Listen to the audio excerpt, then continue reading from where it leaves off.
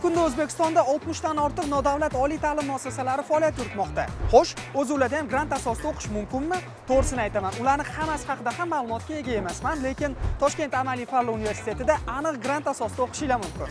Men Toshkent amaliy fanlar universiteti iqtisodiyot fakulteti bank ishi va audit yo'nalishi talabasi Utemuratova Rayhon. Ismim Shahboz, amaliy fanlar universitetida IT yo'nalishida 3-bosqichda o'qiyman. Ikkinchi kurs talabasi. Grant yutish uchun qanaqa bosqichlarni, jarayonlarni bosib o'tdingiz va aynan nimaga sizni tanlashdi? Hop, grant yutish uchun hamma fanlarda yaxshi o'qishga harakat qildim, maqolalar chiqardim. Tanlarda aktiv qatnashdim. Universitetimizda tashkillashtirilgan tadbirlarda bizada zakovat, o'z qo'yish degan intellektual shoular bo'ladi. Shularda qatnashib, o'z bilimimga ega bo'ldim.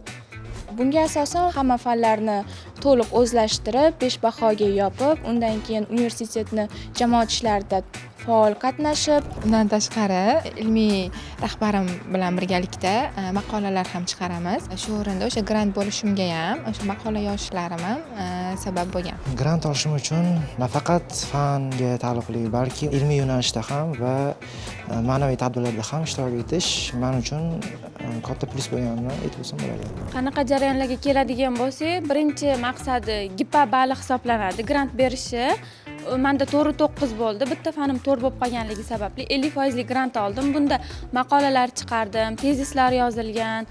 Men buni misol uchun o'zimning mehnatim samarasi deb o'ylayman.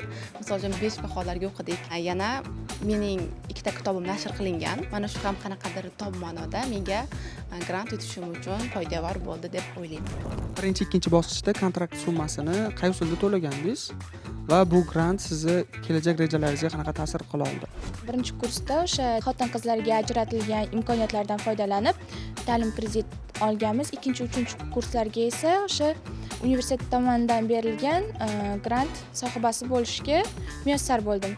Endi o'sha kontraktga to'lanadigan pulni investitsiyasini o'zimga kiritaman, rivojlanishga, til o'rganib, undan boshqa IT yo'nalishlarini o'rganib, o'z ustimda ishlashga yo'naltiraman. Adamlar oyimlar to'lab berishgan, uydagilar. Mana hozir 100% grantlarga ega bo'ldik. Endi bu qo'shimcha kurslar bo'lsa, o'shalarga borib, keyingi yilga xudo xohlasa grantlarni olishga harakat qilamiz. Birinchi kursdagi kontrakt miqdorini dadam to'lab bergan. Bu yilgisini qanday to'laymiz degan fikr bor edi. 50% yengillik bo'ldi baribir.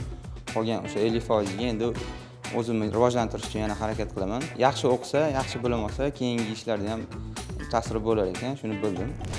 Kontrakt to'laydigan pulimni endi ingliz tilini o'rganib, magistr darajasiga ham chiqmoqchiman. Siz ham o'z iqtidoringizni namoyon etib, grant asosida o'qishni istaysizmi? Imkoniyatni qo'ldan boy bermang. Toshkent amaliy fanlar universiteti sizni kutmoqda.